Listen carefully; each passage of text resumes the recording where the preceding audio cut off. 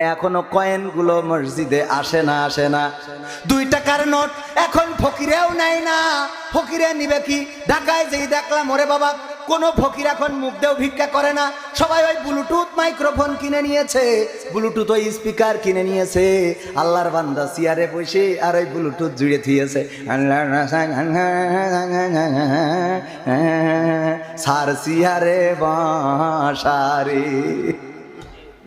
স্যাররা এখন ভিক্ষে করে, তাও চেয়ারে বসে। আমি বললাম আল্লাহ, আমরা হাইটি বেড়ায় আর ওরা বসে বসে ভিক্ষে করে, কি আরাম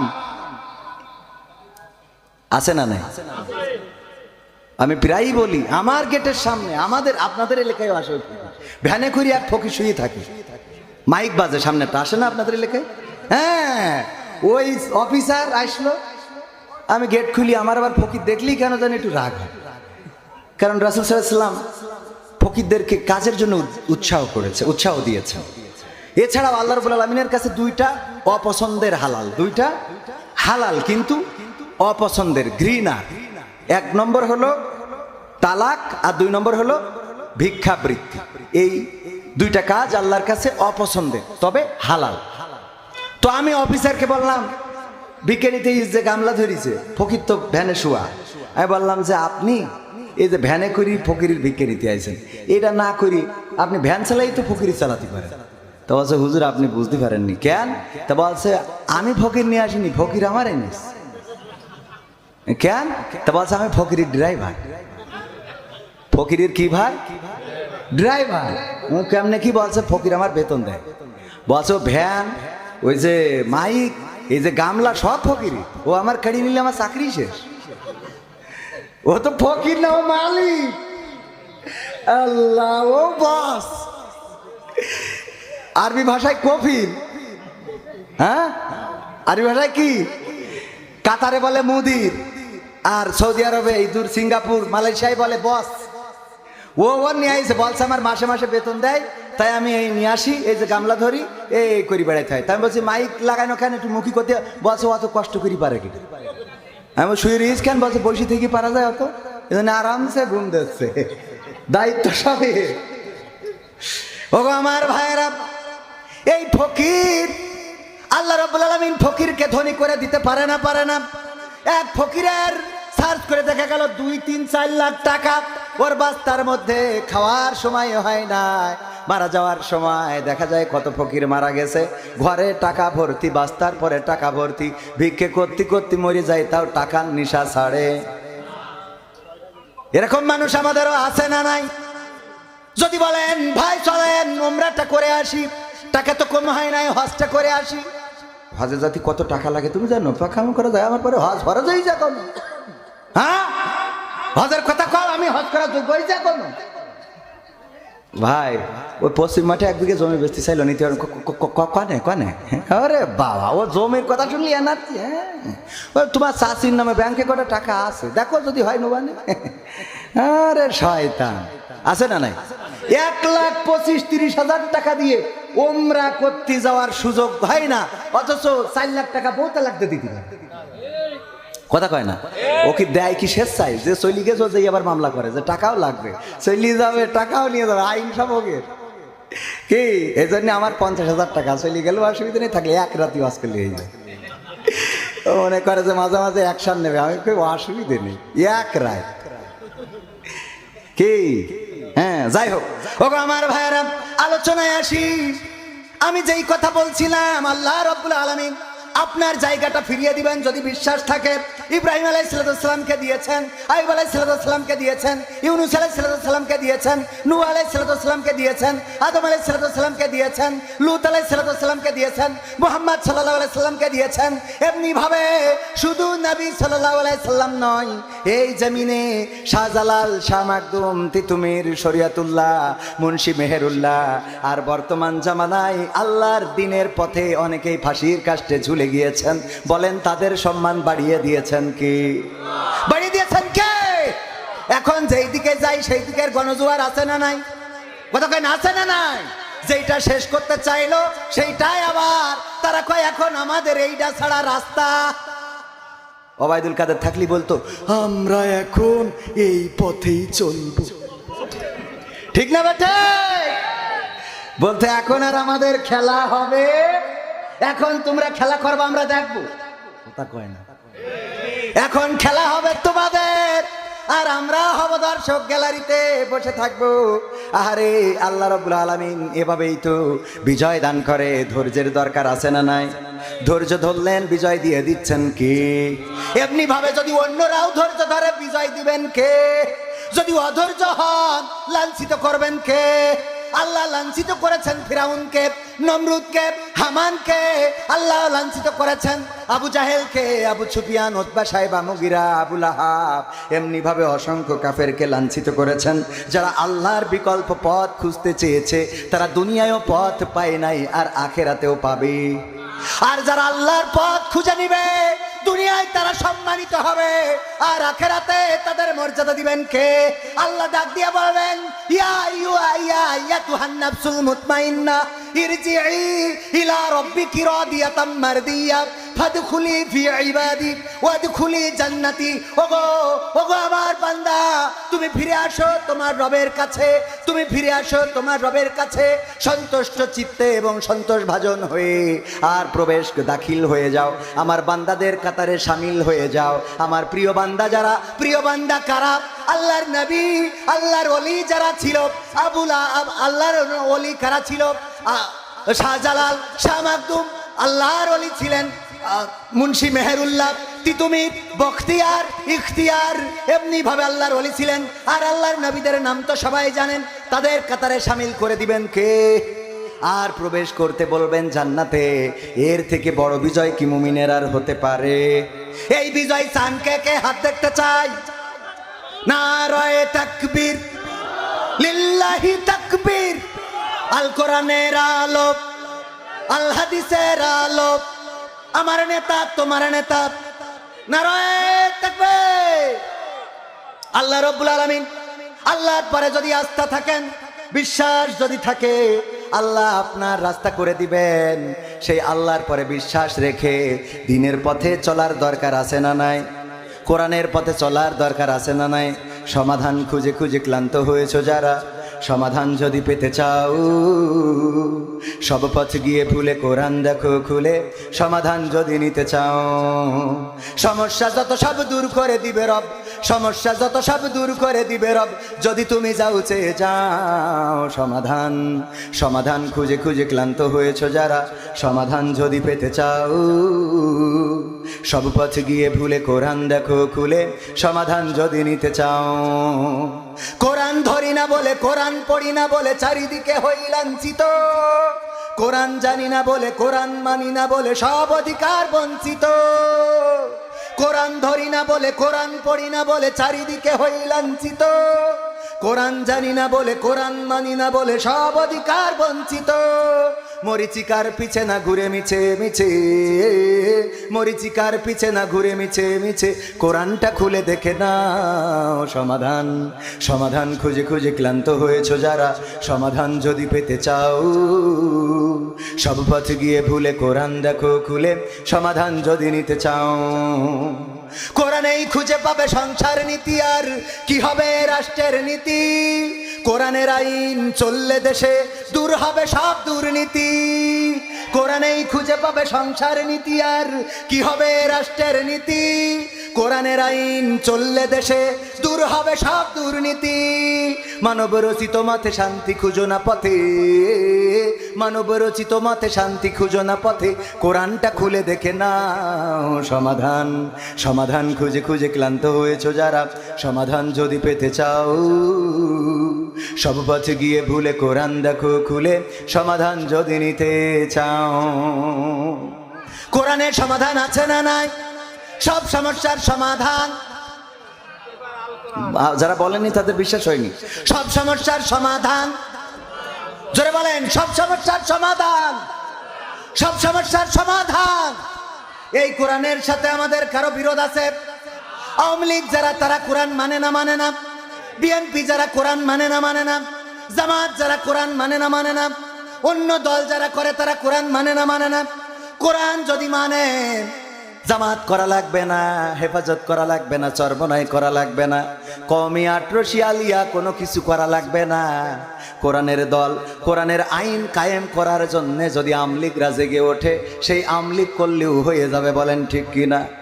যদি বিএনপিরা কোরআন কায়েম করে দিতে চায়, সেই বিএনপি করলেও হক আদায় হবে না? হবে না, হক আদায় হয়ে যাবে।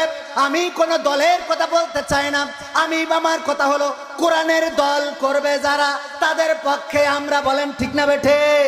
যে কোরআনের পক্ষের লোক, সে যেই হোক, আমি তার পক্ষের লোক।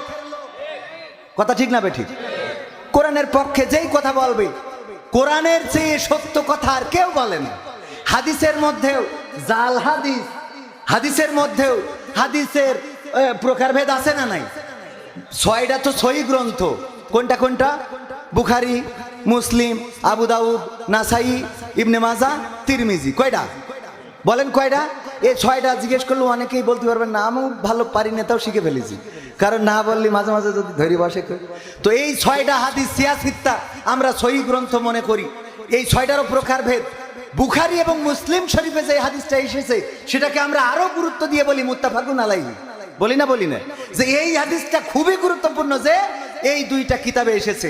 আবার অনেক রাবি আছে যে রাবি পরিচিত না, এই জন্য আমরা ওই সাহাবীগুলো, ওই হাদিসগুলোকে গরিব হাদিস বানাই নিয়েছি। ওই হাদিসগুলোকে আমরা, অনেক হাদিস আছে যে হাদিসগুলোকে জালও বানাই ফেলেছি। এরকম আছে না? কথা কয় না। কিন্তু কোরআনের মধ্যে কি এরকম প্রকারভেদ আছে? বলেন আছে? সুতরাং কোরআন থেকে যে কথা বলে, এর থেকে সত্য কথা আর কেউ বলে না, বলেন সুবহানাল্লাহ। কোরআন দিয়ে যে কথা বলে, তার মতো সত্য কথা আর কেউ বলে। নবীর নামেও অনেক মিথ্যা কথা চালানোর লোক আছে। শিশু নবী মোস্তফায় রাস্তা দিয়া হাইটা যায়, হরিণ একটা বান্দা ছিল গাছের তলায়, তুম তুম তুম তুম। কথা কয় না? আছে না? নাই? ছিল না? ছিল না? ওই সময় আমাদের মুরব্বী জনেরা শুনতো আর খাইতো, আহারে হরিণ একটা বান্দা ছিল। এই পর্যন্ত কোরআন হাদিস দিয়ে কি এই ঘটনা পাওয়া গেছে? এই কথা শুনিয়া গো কান্দে বিবি ফাতেমাই রে সাদের মদিনায়, এই সংসারে গরিব রে কেউ ভালোবাসেন নাই রে, ভালোবাসেন নাই। সুরটা মনে আছে না? সুরটা মনে আছে না? হ্যাঁ, এখন আর এইগুলো চলে, কারণ তখন কোরআন মানুষ জানতো না, পড়তো না, বুঝতো না, এই জন্যে যা চালাই দিত সেইগুলো চলে যেত। এখন আর এইগুলো চলার সুযোগ, কথা কয় না। কিন্তু কোরআন থেকে যে বলেছে সে সত্য বলেছে।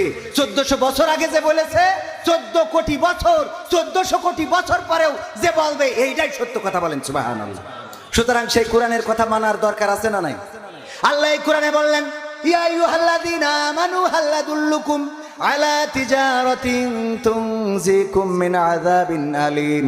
ওগো ঈমানদারেরা, আমি কি তোমাদের এমন একটা ব্যবসার সন্ধান দিয়ে দেব, যে ব্যবসা করলে তোমরা কঠিন জাহান্নামের আযাব থেকে বেঁচে যাবে। আল্লাহ আমাদের কাছে জানতে চেয়েছেন যে এমন একটা ব্যবসা ধরাই দিই, যেই ব্যবসা করলে জান্নাতে যাবা। এই ব্যবসার দরকার আমাদের আছে না নাই? বলেন আছে না নাই? কার কার এই ব্যবসার দরকার? হাত উঁচু করেন যে জান্নাতে যাবেন। লিল্লাহি তাকবীর, নারায়ে তাকবীর। আল কোরআনের আলো, আল হাদিসের আলো, আমার নেতা তোমার নেতা। ও আমার ভাইরা, যদি জান্নাতে যেতে চান, যদি জাহান্নামের আযাব থেকে বাঁচতে চান, আল্লাহ বলল ব্যবসা ধরাই দিই। আমরা তো ব্যবসাটা খুব পছন্দ করি। আমি ওয়াজ করি, এত টাকা পাই। আবার এই শিমুলিয়ায় আমার একটা এজেন্ট ব্যাংক আছে না নাই? চেনেন তো আপনারা? ইসলামী ব্যাংক। যদিও আমার খুব বেশি আশা পড়ে না, সময় পাই একটু কম। আমাদের ছেলেরা ব্যাংকটা দেখাশোনা করে, মাঝে মাঝে আসি স্বাক্ষর করার জন্যে। কিছু ফাইল জমা হয়ে থাকে আমার জন্যে। ওগো আমার ভাইয়েরা, এই ব্যাংকটা ব্যবসার জন্য নিয়েছি, অর্থের জন্য নিয়েছি। ওয়াজ করি, ব্যবসা করি, আবার আকিজ কলেজে চাকরি করি, এরপরে আবার নিজেও একটা মাদ্রাসা করেছি। তারপরেও টাকা আগায় না, এই জন্য এখন আবার মধু বিক্রি করি, তেল বিক্রি করি, চিয়া সিড বিক্রি করি, সিডনিক্স বিক্রি করি, ঘি বিক্রি করি। অনলাইনে আসে না নাই? মানে ব্যবসা দেখেন কয়টা খুলে বলি, আরো তো খোল। কি ব্যবসা কেমন পছন্দ করি? আল্লাহ দিলি। হ্যাঁ, শুধু ব্যবসার জন্য তার ব্যবসা না, কিছু খেদমতের জন্য ব্যবসা। কিসের জন্য? একটা হাসপাতাল করব ছুটিপুরে, ইনশা, যেন অত্র অঞ্চলের অবহেলিত যারা সুবিধা বঞ্চিত সেই মানুষগুলো যেন সেবা পায়, তার জন্য একটা হাসপাতালের পরিকল্পনা চলছে। আল্লাহ যেন কবুল করেন, বলেন আমিন। ইনশাআল্লাহ হয়ে যাবে। ওয়াজ করি যে টাকা পাই কনে রাখবো, এসব এগুলো করার দরকার আছে না নেই?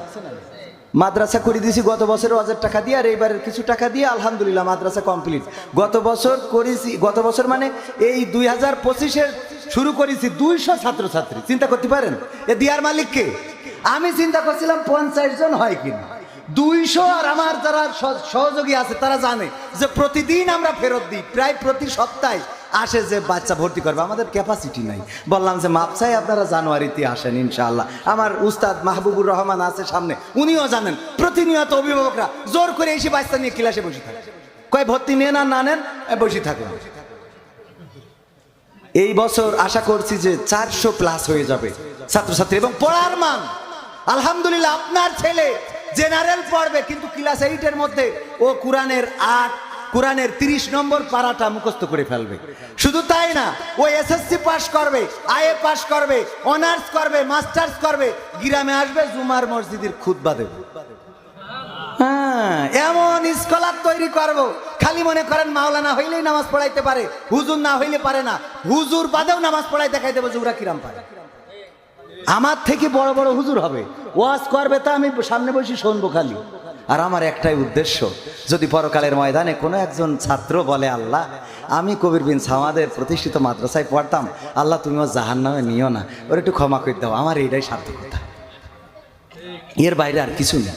পরকালে যদি একজন দাঁড়াই বলে আল্লাহ জেনে ওর নিয়ে যাচ্ছ, আল্লাহ ও তো আমাদের হুজুর ছিল, ও তো জীবনে পাপ করেছি আর বুঝতে পারিছি, আল্লাহ ক্ষমা করে দাও, আমি ওই হুজুরি মাদ্রাসার ছাত্র ছিলাম, এইটাও আল্লাহ রাব্বুল আলামিন এতটুকুতে জাহান্নামের আগুনটা মাফ করে দিতে পারে। বলেন সুবহানাল্লাহ। কোন আমলে আল্লাহ মাফ করবেন, কোন আমলে আল্লাহ ক্ষমা করবেন আমরা কেউ জানি? বুখারী শরীফের হাদিস, সময় নেই, ওইটা আরেকদিন এসে শোনাবানে, আর যদি সুযোগ পাই বলবো, শুনবেন। একটা সুন্দর হাদিস আছে যেটা আপনার জান্নাতে যাওয়ার। চরমনায়ের পীর সাহেব মরহুম রাহিমাহুল্লাহ খুব সুন্দর একটা কথা বলতো, ওগো আল্লাহর বান্দারা, তোমরা হতাশ হয়ো না, নিরাশ হয়ো না। যদি এমন হয় পরকালের ময়দানে সমস্ত মানুষ জান্নাতি হয়ে গেছে, একজন মাত্র জাহান্নামী, তাহলে তুমি যেন মনে করো না ওই একজন তুমি হইতে পারো না। এটা মনে রাখবা না, মাথায় রাখবা, সব মানুষ যদি জান্নাতি হয়ে যায়, তুমি একজন যদি জাহান্নামী হয়, সেই একজন আল্লাহর বান্দা তুমিও হয়ে যেতে পারো। আবার যদি সব মানুষ জাহান্নামে যায় আর একজন মানুষকে যদি আল্লাহ জান্নাতে দেয়, তবে তুমি আশা ছাড়বা না। আল্লাহ রাব্বুল আলামিন বলেছেন লা তাকনাতু মির রাহমাতিল্লাহ, আল্লাহর রহমত থেকে নিরাশ হয়ো না, আশা ছাড়বা না আল্লাহর বান্দা যে সব মানুষ জান্নাতি হয়ে গেল, সব মানুষ জাহান্নামী হয়ে গেল, একজন জান্নাতি, ওই একজন আমি হব না। আল্লাহ যদি চান ওই একজন আল্লাহর বান্দা তুমি হয়ে যেতে পারো। আব্দুল কাদের জিলানী মাঝে মাঝে কান্না করতেন আর বলতেন, ওগো আল্লাহ তুমি যদি আমারে জাহান্নামে দাও, তুমি যদি আমারে জাহান্নামে দাও আমি দুঃখ করব না, কিন্তু তুমি যদি আমারে জান্নাতে দাও তাও আমার দুঃখ থাকবে।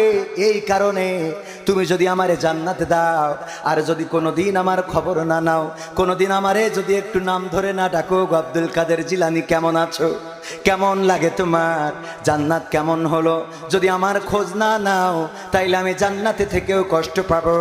আর যদি তুমি আমারে জাহান্নামে দিয়ে বলো, ওগো আব্দুল কাদের জিলানী জাহান্নামে তোমার কেমন লাগে, তুমি এই খবরটা নিলে আল্লাহ আমি ওই জাহান্নামটাই বেছে নেব। বলেন আল্লাহু আকবার। আল্লাহর সন্তুষ্ট অর্জন করার দরকার আছে না নাই? আল্লাহ বললেন ব্যবসা ধরাই দিতে চাই, যেই ব্যবসা তোমার জাহান্নাম থেকে মুক্তি দিবে, তার মানে জান্নাতি বানিয়ে দিবে, সেই ব্যবসাটা তোমরা করতে রাজি আছো কি নাই?